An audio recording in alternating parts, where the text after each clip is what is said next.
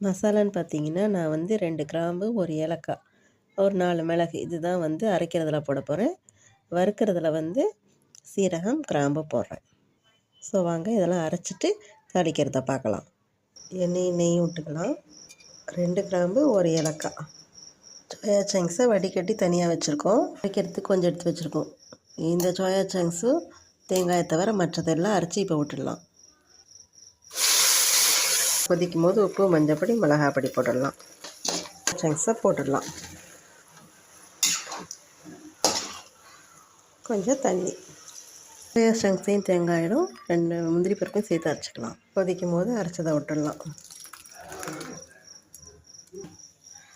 அதான் நல்லா கொதித்ததும் டேஸ்ட் பண்ணிவிட்டு எடுத்து பரிமாற வேண்டியதான். சோயா சங்க்ஸ் கிரேவி சப்பாத்திக்கு ரெடி ஆகிடுச்சு. இது போல் செஞ்சு பாருங்கள். நல்லா இருந்ததுன்னா ஷேர் பண்ணி சப்ஸ்கிரைப் பண்ணுங்கள். தேங்க்யூ.